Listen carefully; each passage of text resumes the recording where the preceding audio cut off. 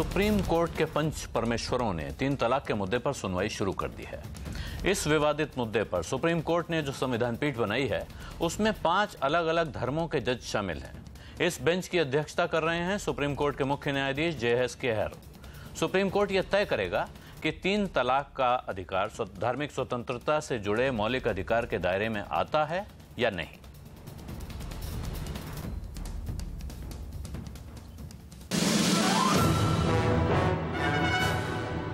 तीन तलाक के खिलाफ मुस्लिम महिलाओं की लड़ाई अपने मुकाम तक पहुंचती दिख रही है। सुप्रीम कोर्ट में आज इस मामले की सुनवाई शुरू हो गई है। कोर्ट ने तय कर लिया है कि वो किस पहलू पर विचार करेगा और किस पर नहीं। सुप्रीम कोर्ट ने साफ किया है कि वो फिलहाल सिर्फ 3 तलाक पर विचार करेगा। एक से ज्यादा शादी के मामले में सुनवाई नहीं होगी। कोर्ट ये तय करेगा कि क्या 3 तलाक इस्लाम की मूल भावना में शामिल है। कोर्ट ने साफ किया है कि अगर इस सवाल का जवाब हाँ में हुआ तो हम दखल नहीं देंगे। मुस्लिम पर्सनल लॉ बोर्ड के वकील कपिल सिब्बल ने दलील दी है कि 3 तलाक आस्था से जुड़ा मामला है और ये न्यायिक समीक्षा से परे है। वहीं सरकार ने तर्क दिया है कि 3 तलाक असंवैधानिक और महिलाओं की गरिमा के खिलाफ है। 3 तलाक का विषय न धर्म का है, न पूजा पद्धति का है, न किसी समुदाय का है। 3 तलाक का विषय है नारी न्याय, नारी गरिमा, नारी समानता। ट्रिपल तलाक भी पार्ट ऑफ पर्सनल लॉ है, तो उसको आर्टिकल 14 पर टेस्ट करने का क्या सवाल पैदा होता है। तो हमें तो पूरी उम्मीद है कि सुप्रीम कोर्ट अपने पुराने व्यू को उसी पर कायम रहेगा। इधर मुस्लिम महिलाओं ने उम्मीद जताई है कि सुप्रीम कोर्ट से उन्हें इंसाफ मिलेगा। आज मुस्लिम महिलाओं के लिए एक इंसाफ का कोई न कोई फैसला आने वाला है, जो मुस्लिम औरतों के हक में खुशियां और इंसाफ और हक और अधिकार और खुशी से जीने का अधिकार का दिन आया है। कोडिफिकेशन हो जाना चाहिए और जो ये मौलवी मौलाना अपनी राजनीति कर रहे हैं, अपने दारुल कज़ा चला रहे हैं और अपने फैमिली लॉज जो हैं वो जबरदस्ती इन्होंने लोगों पर थोप रखे हैं। ये कोर्ट में जाने से लोगों को रोकते हैं और नेशन की मेन स्ट्रीम में लोगों को आने से रोकते हैं, तो वो सब चीजों का एंड हो जाना चाहिए। सुप्रीम कोर्ट में 3 तलाक के मसले पर अगले 10 दिनों तक सुनवाई चलेगी। ये लड़ाई आम मुस्लिम महिलाओं के हक और कट्टरपंथी सोच के बीच की है। सवाल ये है कि संविधान में मिले मौलिक अधिकार और अपना धर्म मानने की आजादी में तकरार हो तो बड़ा कौन है। आवाज अड्डा पर आज की बहस में हम आपको भी जोड़ रहे हैं। हम पूछ रहे हैं कि क्या सुप्रीम कोर्ट 3 तलाक पर रोक लगा देगा। आप हमारे ट्विटर हैंडल @CNBC_आवाज पर जाकर अपनी राय दे सकते हैं। साथ ही आप 51818 पर SMS करके भी अपनी राय दे सकते हैं। हाँ के लिए @1 और ना के लिए @2 लिखकर SMS करें। आवाज अड्डा पर आज की चर्चा में हमारे साथ शामिल हैं भारतीय जनता पार्टी के प्रवक्ता अमन सिन्हा। अमन सिन्हा बीजेपी के प्रवक्ता होने के साथ साथ सुप्रीम कोर्ट में वरिष्ठ वकील भी हैं। कांग्रेस की ओर से हमारे साथ हैं पार्टी के प्रवक्ता Alok Sharma. All India Muslim Personal Law Board की ओर से पैनल में हैं यास्मीन फारूकी। वरिष्ठ वकील पत्रकार शाहिद सिद्दीकी से भी चर्चा होगी इस विषय पर। इसके अलावा वरिष्ठ वकील और कांग्रेस पार्टी के समर्थक शहजाद पूनावाला भी हमारे साथ शामिल हैं इस चर्चा में। लखनऊ से दारुल उलूम फिरंगी महली के प्रवक्ता मौलाना मोहम्मद सुफियान हमारे इस पैनल में हैं। फेसबुक पर अपने लेखों से मौलानाओं की नींद हराम करने वाली पत्रकार और सामाजिक कार्यकर्ता अमरीन खान इंदौर से हमारे साथ जुड़ी हैं और इलाहाबाद से स्काइप पर हमारे साथ जुड़ रही हैं रूबा अंसारी, ये भी हमारे पैनल में हैं। चर्चा शुरू करने से पहले मैं सभी मेहमानों से गुजारिश करूंगा कि समय सीमा का ध्यान रखें। हम शुरुआती टिप्पणी के लिए 1.5 मिनट का समय दे रहे हैं। एक टाइमर स्क्रीन पे आपको नजर आएगा और कोशिश करिए कि 1.5 मिनट में अपनी पहली टिप्पणी पूरी कर लें ताकि सबको एक बार अपनी बात रखने का मौका मिले। इसके बाद हम डिबेट को खोलेंगे और आगे बढ़ेंगे। शुरुआती टिप्पणी के बाद आप जमकर बहस कर सकते हैं, एक दूसरे की बात काट भी सकते हैं, लेकिन शुरुआत जब करते हैं उस वक्त कम से कम एक दूसरे की बात को न काटें। शहजाद पूनावाला, आप इस मामले के एक पैरवीकार भी हैं और कांग्रेस पार्टी के समर्थक भी हैं। मैं आपसे ही शुरू करना चाहता हूं क्योंकि यह किस्सा जब आता है तो इसमें कांग्रेस पार्टी के रोल पर सवाल उठते हैं। क्या वजह है कि आज की तारीख में 3 तलाक की इजाजत इस अंदाज में जैसे ही भारत में चल रहा है मिलनी चाहिए? देखिए, मैं यहाँ पे सिर्फ एक कांग्रेस समर्थक की हैसियत से नहीं, बल्कि एक संविधान को जानने और मानने वाले की हैसियत से और एक मुसलमान, युवा मुसलमान की हैसियत से भी बोलना चाहूँगा। पहले तो जो 3 तलाक इन 1 सिटिंग का मसला है, क्या ये इस्लामिक है या नहीं है, और कई लोग मेरी तरह मानेंगे कि ये इस्लाम का हिस्सा भी नहीं है, और इसको अगर ख़त्म किया जाता है तो सुप्रीम कोर्ट इसको कौन से तर्क पे ख़त्म करती है, वो हम लोग देखना चाहेंगे और हम लोग उसका स्वागत भी करेंगे अगर सुप्रीम कोर्ट इसमें आगे बढ़ के कोई कदम ले, क्योंकि संविधान की व्याख्या करना सुप्रीम कोर्ट का अधिकार है। मुझे बहुत खुशी है कि मेरे देश के सुप्रीम कोर्ट में 5 जज जो बैठे हैं वो 5 अलग अलग धर्मों से है। इसमें महिला होती तो और भी खुशी की बात होती, पर बहरहाल हम लोग इस प्रक्रिया का सम्मान भी करते हैं। पर मैं एक चीज़ जरूर आपके तरफ डालना चाहूँगा कि जितनी लड़ाइयाँ आजकल कुछ सरकारें लड़ने की एक बात कर रही है मुसलमान महिलाओं के लिए, उन लोगों ने वो लड़ाइयाँ तब नहीं लड़ी जब बिल्किस बानो, जाकिया जाफरी, नजीब की माँ और तमाम मुस्लिम महिलाएं गुजरात में जिनका बलात्कार हो रहा था उनकी बात चल रही थी। तब उनके लिए तो ये मुसलमान महिलाओं के लिए पैरवी उन लोगों ने नहीं की जो आज करने की बात कर रहे हैं। और दूसरी बात, हमें अगर महिलाओं के लिए बात करनी है तो महिला आरक्षण विधेयक जो है उस पर भी बात होनी चाहिए। अगर हमें बात करनी है तो खाप पंचायत जो क्रूरता कर रहा है महिलाओं के साथ, हिंदू महिलाओं के साथ, उसकी भी बात होनी चाहिए। अगर बात सिर्फ एक तरफ की होती है तो लगता है कि किसी को निशाने पे लिया जा रहा है, किसी तरीके से एक स्टीरियोटाइप पैदा करा जा रहा है और कोई एक पॉलिटिकल एजेंडे के साथ किया जा रहा है। तो ये चीज़ें भी ध्यान में रखनी होगी। यही मेरी शुरुआती टिप्पणियां हैं। जी शहजाद जी, अब अमन सिन्हा जी, आप इस मामले में भारतीय जनता पार्टी के प्रवक्ता ही नहीं हैं, सुप्रीम कोर्ट में आप इस मामले में अपीयर भी हुए हैं और वो भी आप सरकार की तरफ से अपीयर हुए हैं, अटॉर्नी जनरल के साथ आप इस मुकदमे की पैरवी कर रहे थे। आपकी समझ से जितने सवाल अभी शहजाद पूनावाला ने उठाए कि अगर औरतों की आज़ादी का सवाल है, औरतों की बराबरी का सवाल है, तो बहुत सारे और सवाल उठने चाहिए थे। वो सवाल अपनी जगह हो सकते हैं, आप उन्हें बात को भटकाने की कोशिश भी मान सकते हैं, लेकिन ये क्या वजह है कि इस वक्त ये ज़रूरत अचानक इस सरकार को बहुत तेज़ी से महसूस होने लगी है कि 3 तलाक ख़त्म हो जाने चाहिए और बहुत ज़ोर शोर से पैरवी हो रही है?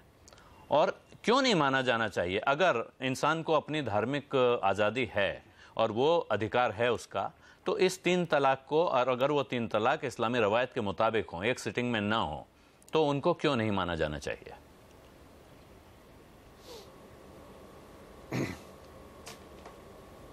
देखिए, सुप्रीम कोर्ट की संविधान पीठ जो है इस मसले को सुन रही है और सारी राइवल पार्टीज़ जो हैं वो अपने कंटेंशन सामने रख रही हैं।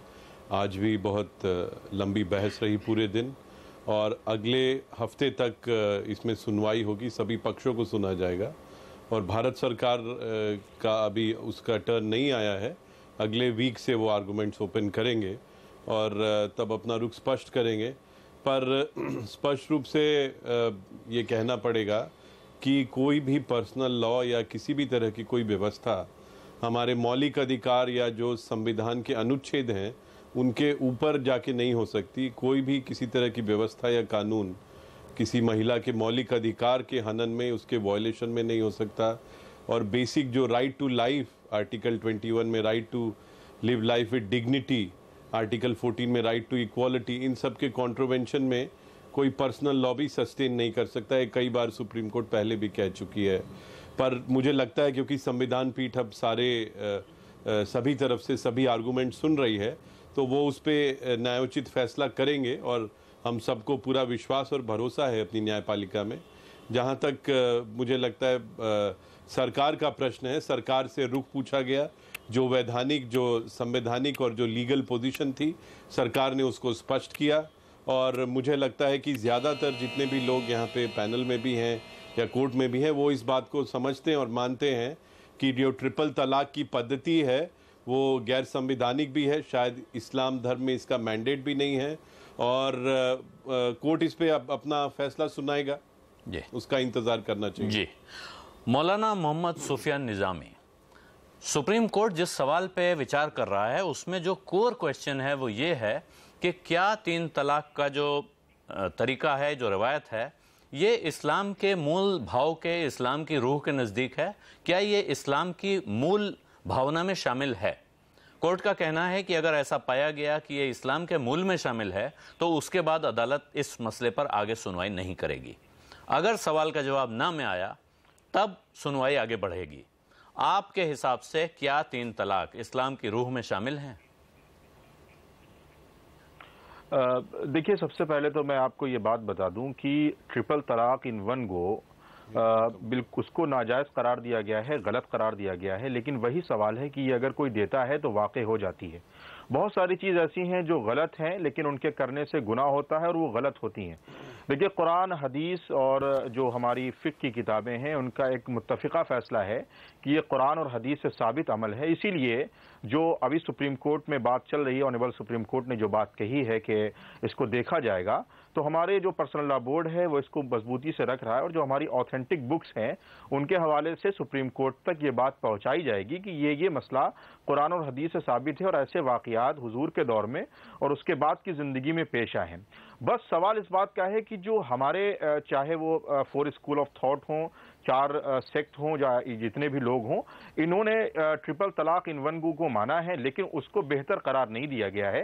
यानी इस्लाम की मूल भावना के से हट कर वो काम है और करने वाले पर लानत भी भेजी गई है। हमारा सिर्फ ये कहना है कि ट्रिपल तलाक इन वन गो देने वाला गुनाहगार होता है, तरीका बेहतर नहीं होता है। लेकिन अगर कोई गुनाह का काम किया जा रहा है तो वो गुनाह का काम अपने आप में सरजद होता है और ये बात मुझे लगता है कि पर्सनल लॉ बोर्ड मजबूती से रखेगा और सुप्रीम कोर्ट जो भी फैसला देगा वो कॉन्स्टिट्यूशन के को देखकर, हमारे आइन को देखकर, और जाहिर है कि पर्सनल लॉ बोर्ड की जब एक कानूनी हैसियत है तो फिर वो सुप्रीम कोर्ट भी उसको मद्देनजर रखकर ही अपना कोई फैसला सुनाएगा।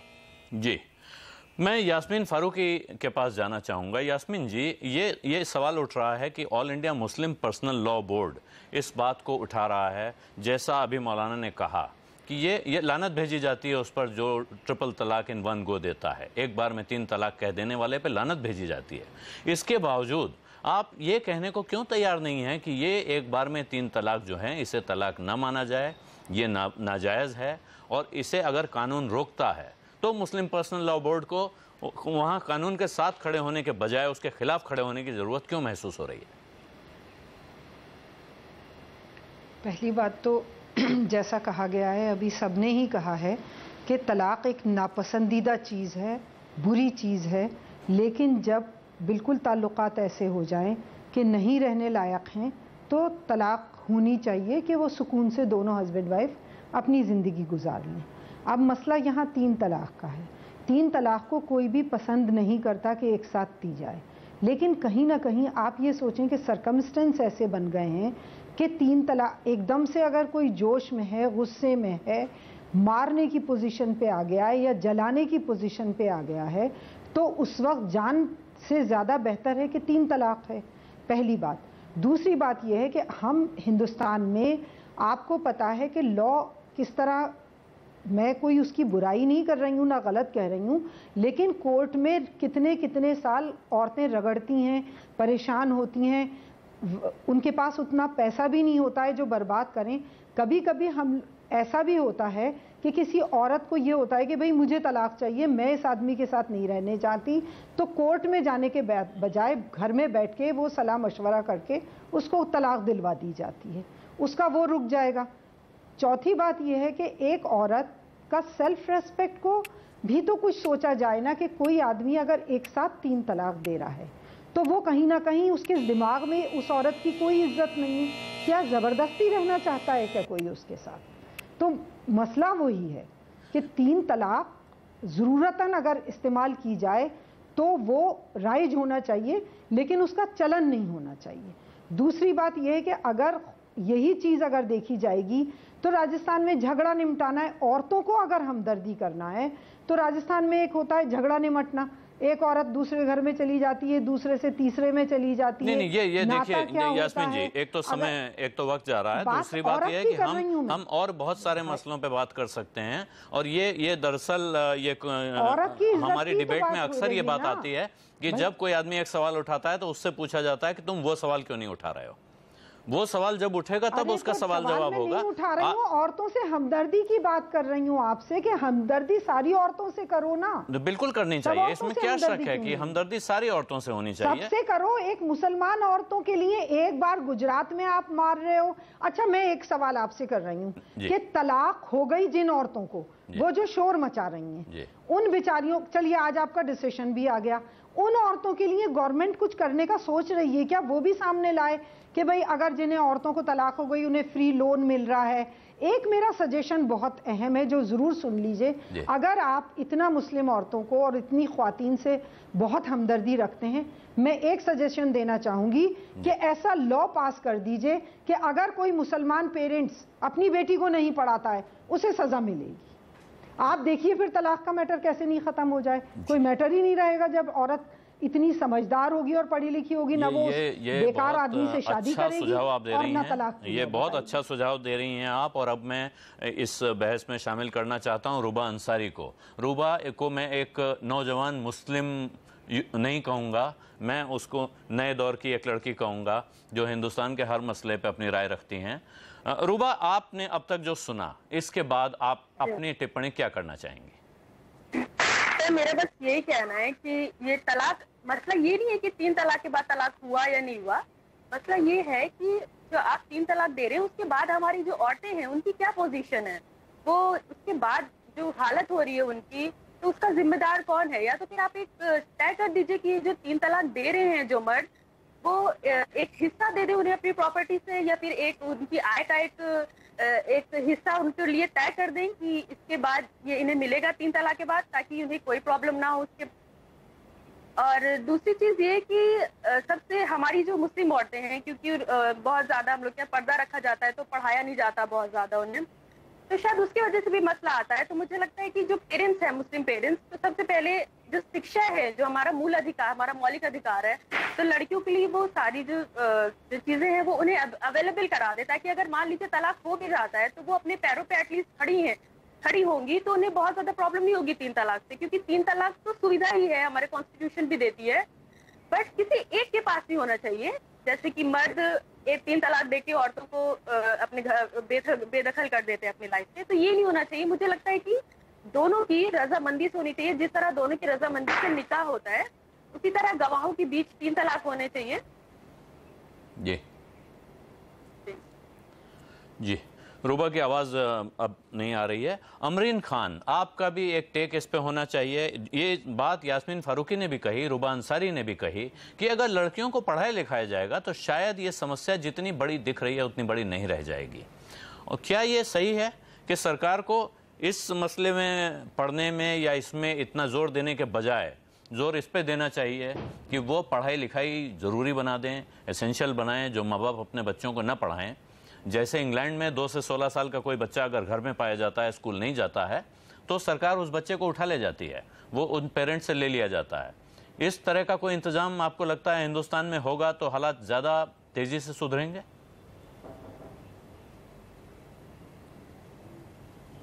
देखिए, मेरा मानना है कि जब दर्द पेट में है तो हम ऐसी दवा खाएंगे कि हमारे पेट का दर्द ठीक हो, न कि ऐसी दवाई लेंगे जिससे हमारा सर का दर्द ठीक होगा। अभी मसला है 3 तलाक का। 3 तलाक के साथ बहुविवाह है, हलाला है। हमारी लड़ाई सिर्फ 3 तलाक को लेकर नहीं है, हमारी लड़ाई all India Muslim Personal Law board जो बना हुआ है शरिया के नाम पर, इस बोर्ड से है। ये बोर्ड ना सिर्फ गैर संवैधानिक है बल्कि गैर इस्लामिक भी है। इस बोर्ड का आधार क्या है? मुसलमान होने का आधार है कुरान, इस्लाम का आधार है कुरान। कुरान एक मुकम्मल किताब है, हर मुसलमान कुरान को मानेगा। जबकि 3 तलाक के लिए कुरान में सीधे सीधे 3 महीने की प्रक्रिया दी गई है। तो ये जो उलेमा हैं, अपने आप को अलग अलग स्कूलों में बांट लिया जिन्होंने, हनफी, सल्फी, और अलग अलग तरह से डिफेंड कर रहे हैं 3 तलाक को। हमारा ये सवाल है कि जब कुरान इस बात की इजाज़त नहीं दे रहा है तो आप क्यों इसको धर्म के नाम पर, आप ना सिर्फ सरकार को गुमराह कर रहे हैं बल्कि आप सारे मुसलमानों को बेवकूफ़ बना रहे हैं। क्योंकि कुरान तो हिंदी में पढ़ाते नहीं है, कुरान हम अरबी में पढ़ते हैं, अरबी हमारी भाषा है नहीं, हमें समझ में आता नहीं, इसलिए जो भी अरबी के नाम पर मुसलमानों को कह देते हैं वो मान लेता है। तो सबसे पहला सवाल ये है कि 1937 में जो बोर्ड बना है, इस बोर्ड का आधार क्या कुरान है? जाहिर सी बात है नहीं है। हलाला कुरान का हिस्सा नहीं है। 3 तलाक जो मौजूदा कानून है वो कुरान का हिस्सा नहीं है। पर्दा कुरान का हिस्सा नहीं है। कुरान में नहीं लिखा है कि महिलाओं को सर ढकना है, चेहरा ढकना है। कुरान में लिखा गया है कि कपड़े ऐसे पहनना है जिससे आपका जिस्म जो है ढका हुआ रहे, और वो लड़के लड़की दोनों का है। मस्जिद में जाना इन लोगों ने मना करके रखा है। देखिए, इन्होंने जितने भी कानून बनाए हैं, हमारी लड़ाई ये है कि मर्दवादी कानून है, ये इस्लामिक कानून नहीं है। इस्लामिक कानून वो होंगे जो कि कुरान कह रहा है। अब दूसरा मसला ये है कि 3 तलाक आया कहां से। बात ये है कि ये लोग उस पर जाते नहीं, उससे बात नहीं करना चाह रहे, क्योंकि कहीं ना कहीं ये उसको छुपाना चाह रहे हैं। ये 3 तलाक जो है ना तो कुरान इजाजत दे रहा था, जब नबी के दौर में भी नबी के पास भी इस तरह के केसेस जाते थे, वो लोग कहते थे, मर्द कहते थे कि 3 महीना बहुत ज्यादा है, हम चाहते हैं एक सिटिंग में हो जाए। तो आपने कहा था कि ये कुरान के साथ खुला खिलवाड़ है, वो भी मेरी मौजूदगी में, इसलिए कानून वही चलेगा जो कि कुरान में कहा गया है 3 महीना, मैं इसे एक साथ नहीं करने वाला। जब तक आप रहे तब तक कुरान का ही कानून रहा 3 तलाक यानी 3 महीना। उनके बाद जब पहले खलीफा बने, पहले खलीफा के दौर में भी करीब 2-3 सालों तक यही कानून रखा था। जब दूसरे खलीफा आए उमर, उनके शासनकाल के तीसरे साल में उन्होंने इस 3 तलाक की 3 महीने की प्रक्रिया को, जो कि कुरान के ही कर गया है, कुरान में लिखी गई है, हम पढ़ सकते हैं, नबी ने जिसे कहा है, लागू भी किया है, उसको बदलकर एक साथ किया। अब जब ये मानते हैं कि उन्होंने किया, और ये मानते हैं कि वो बहुत इंसाफ पसंद थे, ये भी मानते हैं कि उन्होंने 100 कोड़े की सजा मुकर्रर की, तो फिर आप 100 कोड़े की सजा क्यों नहीं दे रहे हैं जो कि 3 तलाक दे रहे हैं?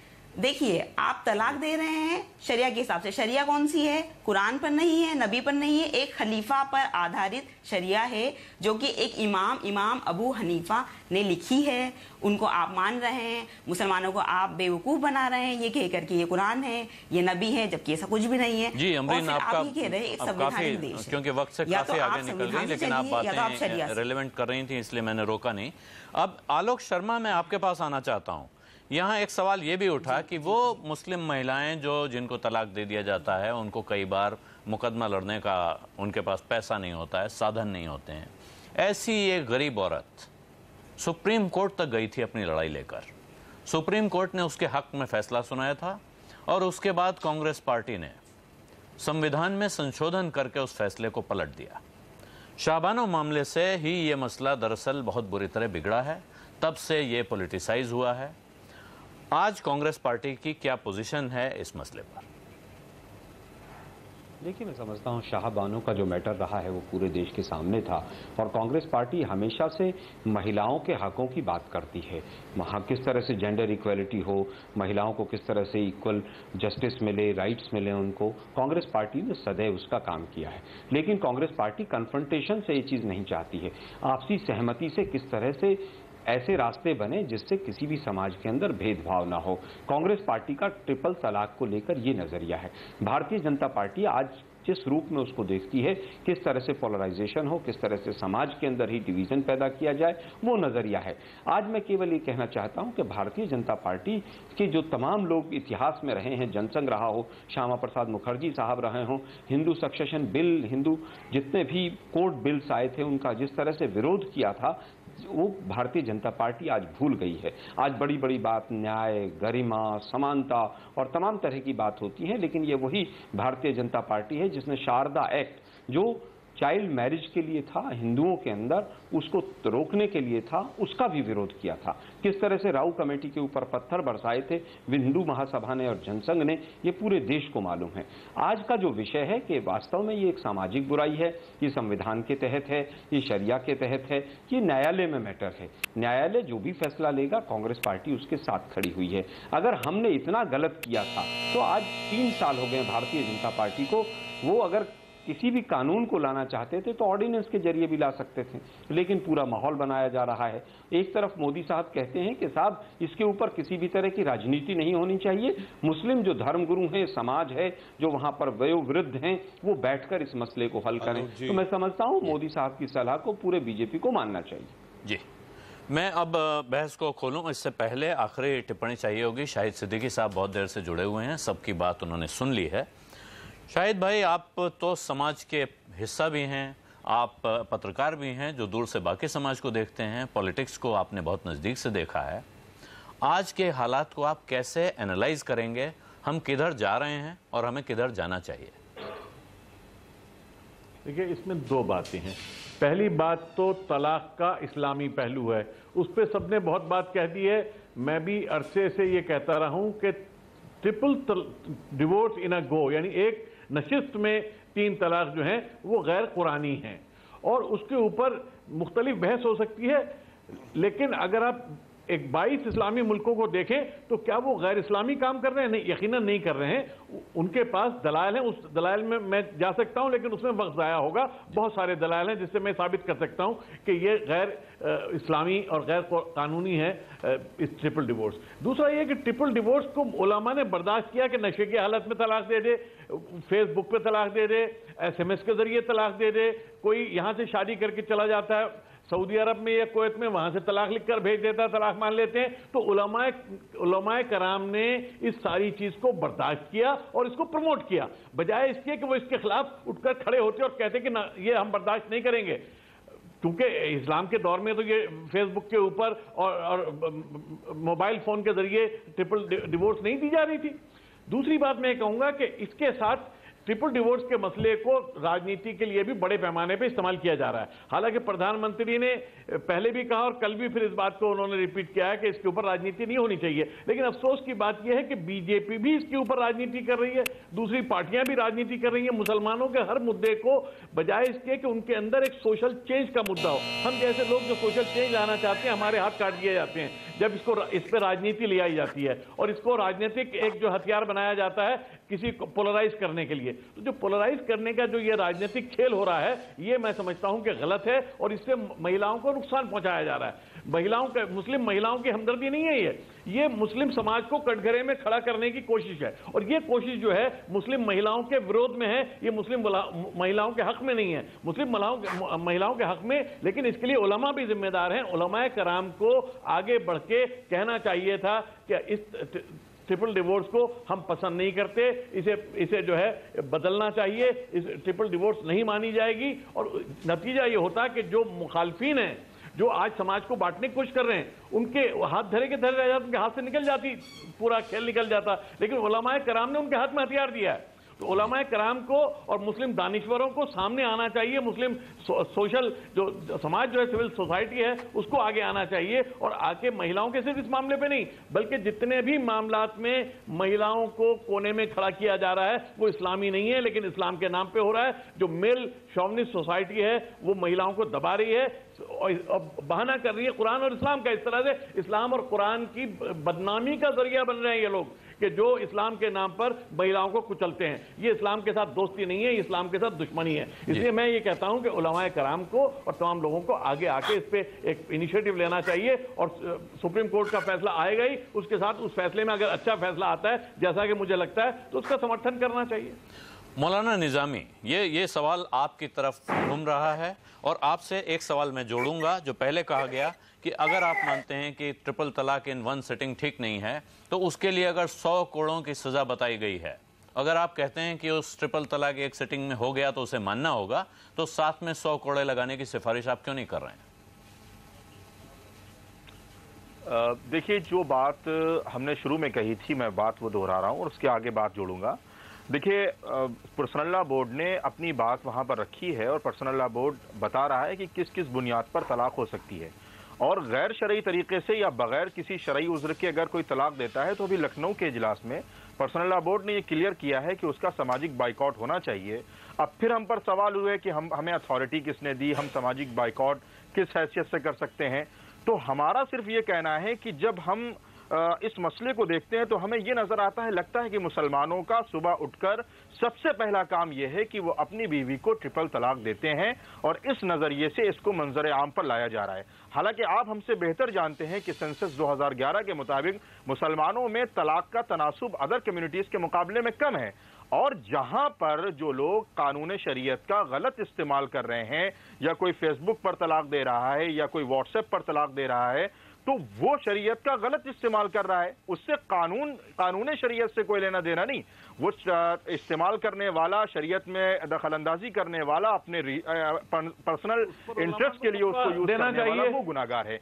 यही बात शाहिद भाई, यही बात पर्सनल लॉ बोर्ड ने कही है कि जो लोग इस तरीके का काम कर रहे हैं आप उनके लिए प्रावधान ला सकते हैं और ये कोशिश कर सकते हैं कि क्या बेहतर से बेहतर तरीका हो सके। अभी हमारी बहन एक बात कर रही थी, बोर्ड जो है क्या वो कुरान पर आधारित है, क्या वो उसके कानून कुरान? मैं ये कह रहा हूं मैं ये कह रहा हूँ कि कुरान शरिया कहाँ से बनेगा? अमरीन जो सवाल उठा रही है, ये सवाल बहुत जायज सवाल है। बहुत समय तक इस देश में बहुत से लोग मानते रहे कि all India Muslim Personal Law board कोई कॉन्स्टिट्यूशनल बॉडी है। क्या ये बात सही है? All India Muslim Personal Law board को बनाया किसने है और इसकी अपनी लीगल वैलिडिटी क्या है? एक एक सवाल देखिए, पर्सनल लॉ बोर्ड में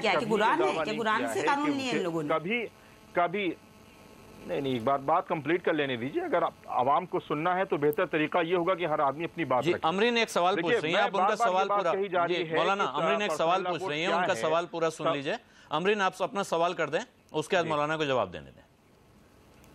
अमरीन,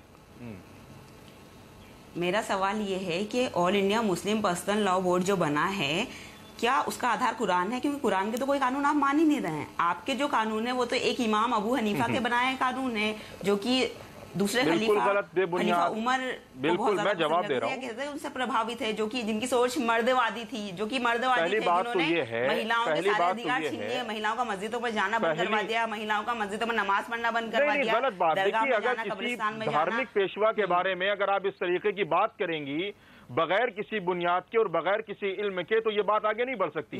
आप पहले मुताला करिए और आप ये समझिए कि कुरान नहीं, आप गलत बयानी कर रहे हैं। जो कुरान और पैगंबर को नहीं मानता है, उसूल बताता है, जो कुरान और पैगंबर के खिलाफ जिन लोगों ने फैसले दिए, जिन लोगों ने महिलाओं के अधिकार छीने, जिन लोगों ने महिलाओं का शोषण किया और आज भी 1400 साल से शोषण जारी है, हम उन लोगों को नहीं मानेंगे।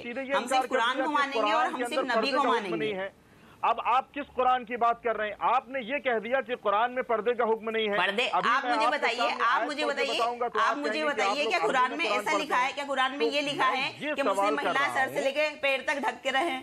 आप मुझे बताइए ना, कुरान में कहाँ लिखा है कि महिलाएं सर से लेकर पैर तक ढकेंगी जैसा कुरान में? क्या कुरान में ऐसा लिखा है कि जो मर्द है वो जींस टी शर्ट पहनेंगे और महिलाएं जो है वो सर से लेकर पैर तक ढकेंगी? कुरान में हर चीज महिलाओं और पुरुषों के लिए बराबर चीजें दी है।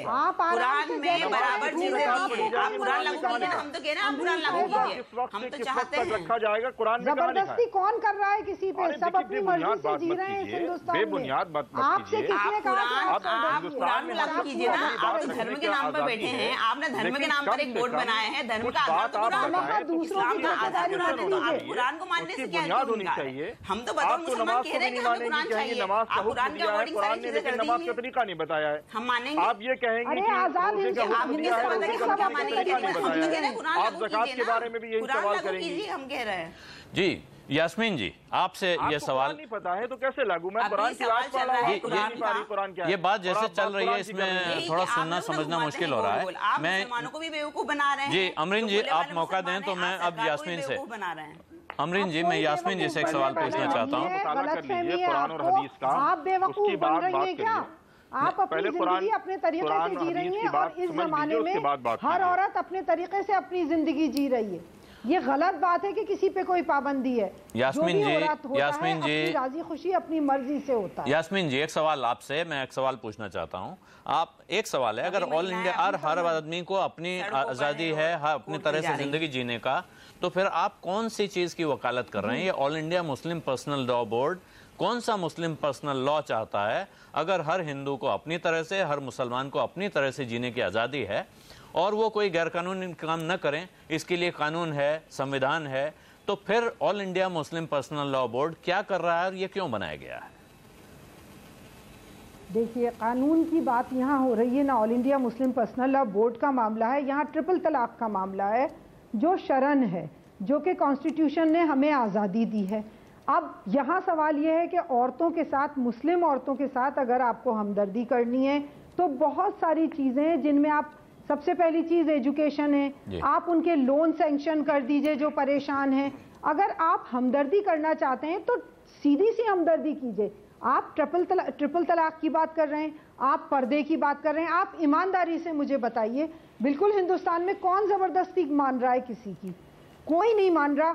मैं आज मुस्लिम पर्सनल लॉ बोर्ड की मेंबर हूँ, आपको मैं कहाँ से बुर्का ओढ़े हुए, पर्दे में ढकी हुई, कहाँ से ऐसी बिल्कुल लिपटी हुई औरत लग रही हूँ कि मैं कुछ नहीं कर सकती हूँ? मैं आपसे सवाल यही पूछ रहा हूँ यास्मीन जी, आप सीधे सवाल का जवाब नहीं दे रही हैं कि अगर सबको वो करने की आजादी है जो उनका दिल कहता है, तो फिर वो कौन सा पर्सनल लॉ है जिसे आप आयद करवाना चाहती हैं?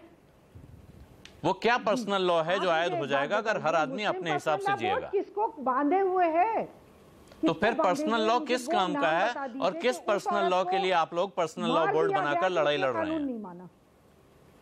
जरूरत ही क्या है पर्सनल लॉ बोर्ड? वो एक लड़ाई लड़ रहे हैं शरे की। एक बात सुनिए मेरी, सिर्फ एक बात कहना चाहती हूँ, अगर आज ये शरह कानून आप तो सबसे ज्यादा इल्म रखने वाली हैं भाई, इस्लाम का, कुरान का है। अगर इस्लाम में शराब हराम है तो पूरी दुनिया के मुसलमान भी अगर ये कहें कि शराब को हलाल कर लो तो नहीं मान सकते हम, क्योंकि हमें कुरान ने ये कहा है कि शराब हराम है। हमें अगर तलाक का तरीका बताया गया है, ठीक है वो एक तरीका है, उसके बावजूद भी अगर कहीं पे औरत के साथ परेशानी है, जान से मारने की और जलाने की नौबत आ रही है, और कोई जलाने की बात नहीं है, नमक खाने में नमक कम हो जाए तो तलाक दे देते हैं। देखिए ये बिल्कुल आप गलत आर्गुमेंट ला रही है। मैं हमदर्दी हो गई और मुझे सिर्फ औरतों की हमदर्दी की आप बात बता दीजिए। मैं हाथ जोड़ के कह रही हूँ, उनकी एजुकेशन की बात कर दीजिए, उन गरीबों के लोन सैंक्शन कर दीजिए, उन्हें कुछ आरक्षण में हिस्सा दे दीजिए। आप करवाइए ना, बोर्ड क्यों नहीं करवा रहा है? यास्मीन, आप जो कह रही हैं वो आपने जितने पॉजिटिव सजेशन दिए वो मुझे सब सुनकर अच्छे लग रहे हैं।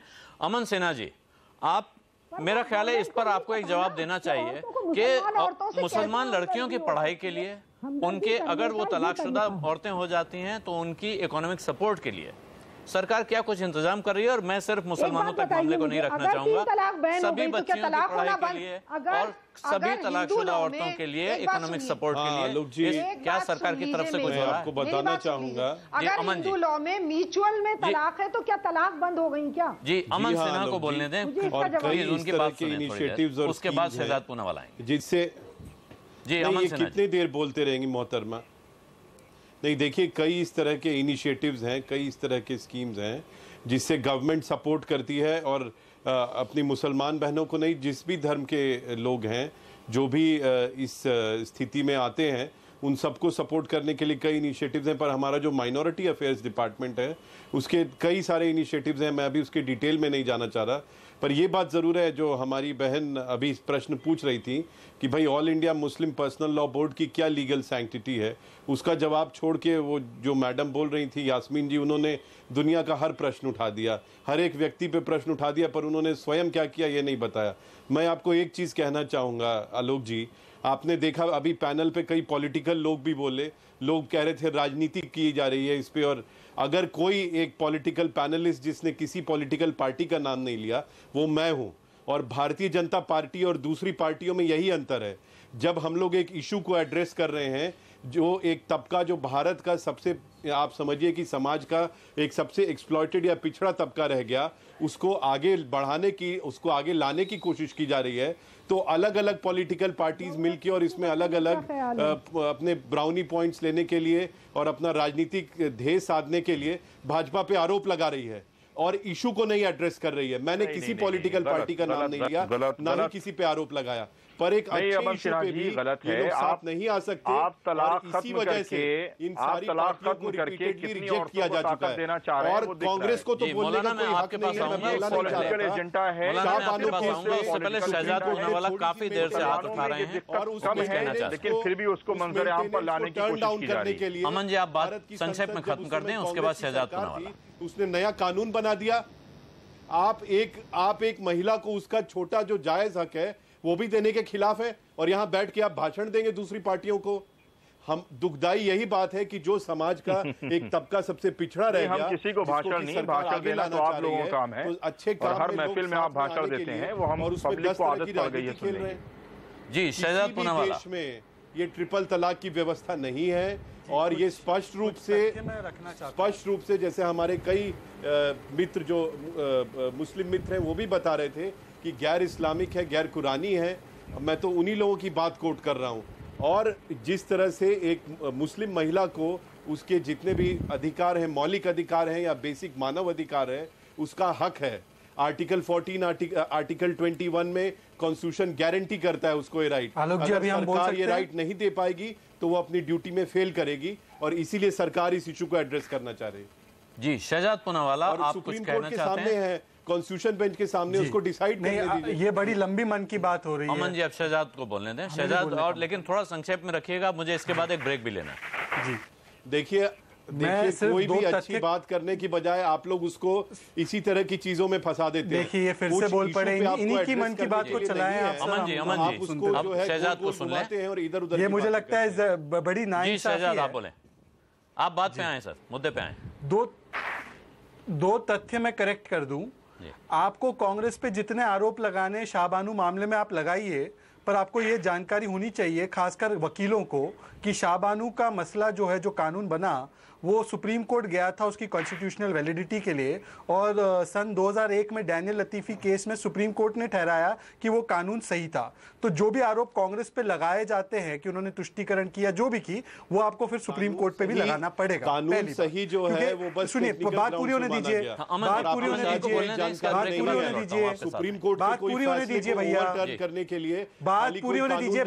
बिना सुप्रीम कोर्ट के सैंक्शन के कोई कानून जिंदा नहीं रह सकता। प्लीज सर आलोक जी जरा इनको रोकिएगा। आप गलत बोल रहे हैं, आपको जानकारी आलोक जी इनको जरा रोकिएगा। आलोक जी प्लीज इनको जरा रोकिएगा, मेरी बात पूरी नहीं हुई है। जवाब देंगे, उसमें नहीं पढ़ना चाह रहा। ये गलत तरीका है डिबेट का। जिस तरीके से मुसलमानों को एक्सप्लॉइट करते आई है, एक वोट बैंक की तरह आलोक जी ये गलत तरीका है। भारतीय जनता पार्टी उसका विरोध करती है। आलोक जी अगर ऐसे डिबेट शहजाद अब आप बोलें, शहजाद सिर्फ शहजाद की आवाज सुनाइए। शहजाद आप अपनी बात पूरी करें, उसके बाद आप इनके माइक को प्लीज लो कीजिए। जी आप अपनी बात पूरी करें। जहां तक बाकी इन्होंने कहा कि मुस्लिम लड़कियों के लिए जब एक स्कीम निकली थी स्कॉलरशिप की, तो मात्र गुजरात सरकार ने उसको चैलेंज करते हुए सुप्रीम कोर्ट तक ले गए थे। सुप्रीम कोर्ट तक इनको कहा कि इसको लागू करे, तब भी मोदी जी बतौर मुख्यमंत्री उसको लागू नहीं किए। तो इतनी उनकी हमदर्दी है मुस्लिम लड़कियों के लिए और महिलाओं के लिए, ये एक अलग विषय है। वो किसी सरकार ने ये हर बार बीच में बोल रहे हैं, हर बार बीच में बोलते हैं। आप इनकी बात पूरी होने दें, वरना फिर मुझे अभी ब्रेक ही लेना पड़ेगा। अरे भाई जब आप गलत तथ्य रखेंगे तो हम बोलेंगे। अमन जी आप बोलिए, मैं आपको मौका दूंगा। ये गलत तरीका है। आप उठाइए, मैं आपको उसके बाद मौका देता हूं जवाब देने का। जी शहजाद आप बात पूरी करें। तथ्यों से एलर्जी है जी, संक्षेप में बात पूरी कर लीजिए। तथ्यों से जिनको एलर्जी है वो बीच बीच में बोल पड़ते हैं। मत करिए। और अब मेरी सिर्फ एक बात है जी, नहीं आप चैलेंज कीजिए ना कोर्ट में। गलत तथ्य और गैर सत्य को अमन जी प्लीज ये इनको बात पूरी कर लेने दीजिए। हमें जो करना होगा हम करेंगे। आप शहजाद आप अपनी बात पूरी कर लें संक्षेप में, तो मैं फिर आगे बढ़ाऊं। नहीं, ये पर्सनल आरोप और पर्सनल आक्षेप लगाने में रह रहे हैं बस। ये देखिए अमन जी, जब तक चुप नहीं करेंगे तब तक हम अपनी बात एक फ्लो में नहीं रख पाएंगे। अमन जी आप एक बार इनकी बात सुन लें। तो बात ये है, मैंने जो दो तथ्य गिनाए हैं ब्रेक के दौरान, इसको पूरी जनता दुनिया गूगल करके इनके सामने रख ले। आप आलोक जी खुद भी इसको टेस्ट कर लीजिए। अगर मैं गलत बोल रहा हूं तो ब्रेक के बाद मुझे पैनल से हटा देना। तीसरी बात मेरी ये है कि इसको अप्रोच करने का जो तरीका है सरकार का, ये गलत है। इसको इन्होंने बना दिया है धार्मिक मुद्दा। हर चुनाव, उत्तर प्रदेश चुनाव के पहले इनके तमाम नेताओं ने इसका राजनीतिकरण किया। क्या स्वामी प्रसाद मौर्य ने गलत बयान नहीं दिया था इस पे? क्या इनके तमाम नेताओं ने, योगी आदित्यनाथ ने गलत बयान नहीं दिया था? इसको अप्रोच करना चाहिए था एक पुरुष व्यवस्था के नजरिए से, कि पुरुष प्रधान व्यवस्था है, इसकी वजह से मुस्लिम महिलाएं नहीं, हिंदू महिला, बाकी की महिलाओं के हक मारे जाते हैं। इन्होंने इसको हिंदू मुस्लिम बना के, इसमें धर्म का रंग जोड़ के, और ये all India Muslim Personal Law Board की तरफ से भी हुआ, इसके अंदर धर्म का इंजेक्शन डालकर आपने एक महिला अधिकार के विषय को एक धार्मिक विषय बना दिया, जिसकी वजह से ये रिएक्शन आते हैं। अगर सरकार इसको ठीक से अप्रोच करती, अगर इसको पुरुष प्रधान व्यवस्था की अप्रोच पे रखती, तो मुझे नहीं लगता इसमें कोई दिक्कत आती। और खासकर इनकी नियत अगर साफ होती, इनकी नियत साफ होती, तो ये सन 50 में हिंदू महिलाओं के लिए जो काम हो रहा था उसको विरोध नहीं करते, और आज जो हो रहा है इसका राजनीतिकरण नहीं करते, धार्मिकरण नहीं करते। जी, ये गड़े मुर्दे उखाड़ने पे चलेंगे तो बहुत दूर तक जाना पड़ता है, और उसमें शायद फिर बातचीत हो नहीं पाती है।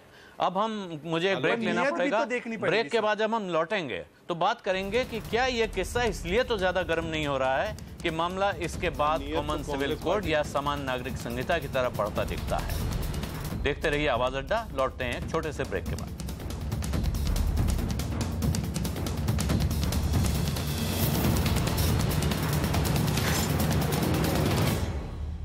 तीन तलाक धार्मिक आस्था की स्वतंत्रता के साथ जुड़ा मसला है या नहीं है, इस पर चर्चा शुरू हो गई है सुप्रीम कोर्ट में। लगातार सुनवाई चलने जा रही है। रुबा अंसारी, आप एक नौजवान की तरह बताइए कि क्या आपको लगता है कि पॉलिटिक्स की वजह से तीन तलाक का मसला फ्रंट पे आ गया है, या पॉलिटिक्स की वजह से तीन तलाक पर अब तक रोक लग नहीं पाई है? सर मैं तो ये देख रही हूँ कि ये जो मर्दों के दो गुट हैं, एक जो राजनीतिक गुट और एक जो धार्मिक गुट, जिस तरह एक महिलाओं के मुद्दे को घुमाना फिराना चाह रहे हैं, वो अपना बता रहे हैं, ये अपना बता रहे हैं, जबकि दोनों ने किसी तरह का कोई सोल्यूशन नहीं निकाला कि हम क्या करेंगे मुस्लिम महिलाओं के लिए। ना गवर्नमेंट बता रही है कि उन्होंने कोई पॉलिसी या किसी तरह का कुछ आरक्षण दिया है मुस्लिम महिलाओं को, या फिर ना ये मौलाना बता रहे हैं कि किस तरह ये थोड़ा चेंज करेंगे कि महिलाओं की स्थिति में सुधार है। जब सबको पता है कि जो ट्रिपल तलाक है, इसे जो हमारे मुस्लिम मर्द है एक हथियार की तरह इस्तेमाल करते हैं। तो जो मुस्लिम औरतें वो हमेशा दब के रहती हैं, उन्हें लगता है कि कहीं किसी बात पे नाराज होके, कभी किसी छोटे से मुद्दे पे नाराज होके हमारा शौहर हमें 3 तलाक देके घर से ना निकाल दे। तो शायद ये भी एक वजह है कि वो बहुत ज्यादा प्रोग्रेस नहीं कर पा रही हैं। तो मुझे लगता है कि दोनों को ही मिलके इसे किसी राजनीति का मुद्दा नहीं बनाना चाहिए। ये एक महिलाओं का मुद्दा है, हम इंडिया के भी पार्ट है, हम मुस्लिम जो कम्युनिटी हम उसके भी पार्ट है। तो दोनों को मिलके एक अच्छा सोल्यूशन निकालना चाहिए जिससे ये जो चीजें हैं वो घटे और जो मुस्लिम महिलाओं जो है वो थोड़ा प्रोग्रेस करें हर फील्ड में। जी शाहिद सिद्दीकी साहब, आपको लगता है कि पॉलिटिक्स का इसमें एक अहम रोल है? आपको यह नहीं लगता है कि अब मामला यूनिफॉर्म सिविल कोड की तरफ बढ़ रहा है? नहीं, मैंने तो शुरू में ही कहा था कि ये पॉलिटिक्स के आने से नुकसान पहुंचा है, वरना ये परिवर्तन जो है ज्यादा तेज हो पाता। जी, एक सवाल और जोड़ूंगा, क्या बिना पॉलिटिक्स के, क्या आपको लगता है कि बिना पॉलिटिक्स से शामिल हुए इस मसले का कोई हल निकलने वाला था? बिल्कुल निकलने वाला है। पहले भी ऐसा हुआ था कि जब कांग्रेस ने इस पे पॉलिटिक्स की थी शाहबानों के वक्त, और अब फिर इसके ऊपर पॉलिटिक्स हो रही है। नतीजा क्या होता है कि मुसलमान क्योंकि माइनॉरिटी है और डरी हुई माइनॉरिटी है, तो जो डरी हुई माइनॉरिटी होती है वो घबराती है कि अगर हमने 1 इंच भी दिया, अगर हमने एक परिवर्तन के लिए तैयार हुए तो कहीं सारा ढांचा ना गिर जाए। जिसका घर कमजोर होता है वो पड़ोसी को भी कील नहीं ठोकने देता कि कहीं मेरी छत ना गिर जाए मेरे सिर के ऊपर। लेकिन दिक्कत यह है कि अगर आप अपने घर की मरम्मत खुद नहीं करेंगे तो छत आपके सिर पर गिरेगी जरूर। और मुसलमानों को इस बात को समझना चाहिए कि अगर हम दूसरों को इजाजत नहीं दे रहे हैं घर की मरम्मत करने की, तो हमें खुद मरम्मत करनी होगी, और ये मरम्मत हम नहीं कर रहे हैं। और जहां तक ये एक जो तलवार लटकी रहती है वो ये यूनिफॉर्म सिविल कोड की है कि डर ये लगता है कि अगर जरा सा भी परिवर्तन की इजाजत दी और हम जरा सा लिबरल हुए और हमने खोला दरवाजा, तो उस दरवाजे से पूरी की पूरी जो एक तूफान है वो अंदर आ जाएगा और यूनिफॉर्म सिविल कोड जो है वो हमारे ऊपर लागू किया जाएगा। और जब बीजेपी की सरकार है तो थोड़ा सा एतमाद और भरोसा हिला हुआ है। एक बात मैं और कहना चाहूंगा कि ये जो ट्रिपल डिवोर्स है, हमारी जो मोहतरमा यास्मीन साहिबा बार बार कह रही थी, मैं उस बात से सहमत नहीं हूं। ये क्या है कि जो एक वक्त में ट्रिपल डिवोर्स है, इसका सबसे बड़ा नुकसान यह है कि औरत के सिर पे मुसलसल तलवार लटकी रहती है। मर्द अगर खाने में नमक कम है तो 3 तलाक दे देता है, हर वक्त उसे डराता रहता है कि मेरी बात सुन नहीं तो तलाक देके घर भेज दूंगा तुझे। तो ये जो एक रवैया है ये औरत की सारी जिंदगी जो है उसमें एक जहर घोल देता है। इस वजह से ये जो एक वक्त में एक नशिस्त में 3 तलाक है ये निहायत खतरनाक और नुकसानदेह है। ये उससे कंपेयर करती है कि सब अगर 3 तलाक नहीं देगा तो मार देगा, जला देगा। जलाना और मारना नहीं होता यह है कि आप वक्ती गुस्से में, शराब के नशे में किसी छोटी सी बात से नाराज होकर तलाक दे देते हैं। मर्द को भी अफसोस होता है कि मुझे तलाक देनी नहीं चाहिए थी, ये तलाक होनी नहीं चाहिए थी, लेकिन उसके बाद फिर कोई रास्ता नहीं होता। रास्ता होता हलाले का, जो उससे भी ज्यादा जलील तरीका है, उससे ज्यादा बदनाम करने का तरीका है। तो इसलिए खुद मुसलमान उलमा को और इन जैसी खवातीन को सोचना चाहिए कि ये एक नशिस्त में जो 3 तलाक है ये गलत है, इसको खत्म होना चाहिए। ये आज के दौर के हिसाब से, आज के वक्त के हिसाब से निहायत गैर मुनासिब है और गैर इस्लामी है, गैर कुरानी है। तो अगर गैर कुरानी और गैर इस्लामी भी है और इस्लामी मुल्क इसको कर रहे हैं तो हमें क्या दिक्कत है? और हमें दूसरों को इजाजत ना दें कि वो हमारे दीन को इस्तेमाल करे हमारा ही सर कलम करने के लिए। जी मौलाना निजामी को जवाब देना चाहते हैं लेकिन वक्त बहुत कम है, सिर्फ 30 सेकेंड। देखिए शाहिद भाई ने बहुत मैं दूसरे पॉइंट पे बात करूंगा। देखिए शाहिद भाई ने एक मसला बहुत अच्छा उठाया हलाले का, उसका जिक्र यहाँ नहीं आ पाया था। अभी जो सिचुएशन है हिंदुस्तान के अंदर, चाहे वो मौलवी हजरात करें या मुफ्ती हजरात करें, तलाक हलाला जो है वो कभी भी बाई चॉइस नहीं होता है, बाई चांस होता है। आप देखें कि एक औरत की शादी हुई है, उसके शौहर ने उसको तलाक दे दिया है, अगर उसने दूसरी शादी कर ली, अब जिंदगी में अगर कभी वो उस शौहर उसकी बीवी को तलाक देता है तो फिर उसका निकाह। नहीं मौलाना ये बात नहीं है। ये तो देखिए ये पब्लिक नॉलेज में है कि गलती से तलाक हो गया और उस तलाक को जैसा आप दोनों साहिबान ने आपने यह माना है कि उस तलाक को आप तलाक मानते हैं और उसके बाद उसी शौहर से दोबारा निकाह करने का कोई इंतजाम नहीं है, तो वहां तो हलाला लाजिम हो जाता है। तरीके से तलाक को भी इस्तेमाल किया जा रहा है। मैं वही बात कह रहा था कि अगर इस नियत से किया जाए कि रात भर शादी करनी है, सुबह तलाक देना है, तो उसको शरीयत ने पहले नाजायज करार दे दिया है। और अगर ये चीजें हो रही हैं, हो रहा है, इसे रोक रहे हैं आप, कैसे रोक रहे हैं? तलाक का गलत यूज किया जा रहा है। कई चीजों को जिन्हें आप नाजायज बता रहे हैं उन्हें आप रोकते हुए नहीं दिख रहे हैं। मैं मेरे पास अब वक्त खत्म हो रहा है, मैं सिर्फ आप एजुकेट भी नहीं कर रहे हैं, आप कम्युनिटी को एजुकेट। अमन सिन्हा जी, मैं आपसे एक आखिरी सवाल और सिर्फ छोटे में जवाब चाहूंगा, बाकी लोगों का ऑडियो प्लीज डाउन करें। मैं सिर्फ अमन सिन्हा से एक जवाब चाहता हूं, बहुत छोटे में। अमन सिन्हा जी, जब नरेंद्र मोदी की सरकार बनी थी तो उन्होंने ये आशंकाएं, जैसी शाहिद साहब ने जो आशंकाएं जताई पहले से थीं, लेकिन मोदी जी ने शुरुआत में ऐसा भरोसा जगाया कि वो अंदाज बदलने वाले हैं, वो मुसलमानों के साथ एक भरोसे का रिश्ता कायम करने वाले हैं।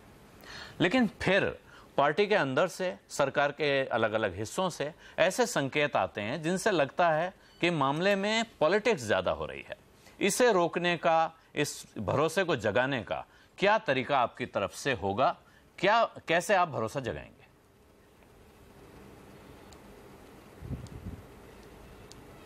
देखिए, प्रधानमंत्री मोदी जी तो जो मूल मंत्र लेके चल रहे हैं वो सबका साथ सबका विकास है, उसी एजेंडा पे काम कर रहे हैं, डिलीवर कर रहे हैं।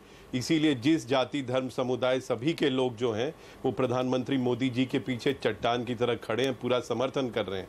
और जो पॉलिटिकल पार्टीज या जो पॉलिटिकल डिस्कोर्स जो आप बता रहे हैं, जो हमारे एडवर्सरीज करना चाह रहे हैं या जिस तरह की चेष्टा कर रहे हैं, वो रिपीटेडली फेल हो गया है, फिर भी उसी फॉर्मूला को आजमा रहे हैं। तो हमें कोई दिक्कत नहीं है, वो इसी तरह का कॉम्युनल सेक्युलर आरोप लगा के बढ़ना चाहते हैं तो वो बढ़ते रहेंगे। सरकार सबका साथ सबका विकास के मंत्र पे काम करती है, सबको सुशासन, सबको मौलिक अधिकार देने के मंत्र पे काम करती है, और भारतवर्ष को और कैसे हम और एक डेवलप्ड प्रॉस्पेरस नेशन बनाएं, उस दिशा में काम करती है। और उसके लिए हम कमिटेड हैं। प्रधानमंत्री मोदी जी उसी दिशा में काम कर रहे हैं। और जो हमारे पॉलिटिकल एडवर्सरी आरोप लगाते हैं, ये बयान आप आलोक शर्मा जी, आलोक शर्मा जी, 10 सेकंड, सिर्फ 10 सेकंड, आखिरी 10 सेकंड है मेरे पास। आलोक शर्मा। नहीं, मैं क्षमा चाहूँगा, आपने पूरे शो में मुझे एक बार भी इन्वॉल्व नहीं किया। मैं क्षमा चाहूँगा, आपने ठीक नहीं किया। दूसरी चीज़ मैं पूछना चाहता हूँ, तलाकशुदा महिलाओं के लिए पिछले 3 साल में कोई भी एक स्कीम आई हो तो बीजेपी के प्रवक्ता महोदय, किसी भी धर्म के लिए हो, जरूर बताएं। सबका साथ सबका विकास नारा देने से नहीं होता है काम। दूसरी चीज, जो प्रोसेस सुप्रीम कोर्ट में चल रहा है, सभी धर्म के लोग अवेल कर सकते हैं। अरे भाई नहीं है ना, मुझे बताइए ना कौन सी स्कीम? कांग्रेस पार्टी 3 साल में मुझे बताइए, 3 साल में मुझे बताइए कोई भी आप इस तरह एक नई रिपीटेडली कई स्कीम चलती है। अब मेरे पास वक्त बिल्कुल नहीं बचा है, अब मुझे कार्यक्रम खत्म करना पड़ेगा, मजबूरी है। अधिकार है। हमारे इस पैनल में शामिल सभी मेहमानों का बहुत बहुत शुक्रिया। अभी जो हमने सवाल पूछा कि क्या सुप्रीम कोर्ट 3 तलाक पर रोक लगा देगा, इसमें 78% लोगों का जवाब है हाँ, 22% लोगों का जवाब है ना। कार्यक्रम खत्म करने से पहले मैं साजिद सजनी का एक शेर सुनाना चाहता हूं, जो आरिफ मोहम्मद खान ने जब शाबानो मसले पे इस्तीफा दिया था तब उन्होंने भी पढ़ा था। तलाक दे तो रहे हो इताब व कहर के साथ, मेरा शबाब भी लौटा दो मेरी महर के साथ। आवाज अड्डा में आज इतना ही। नमस्कार।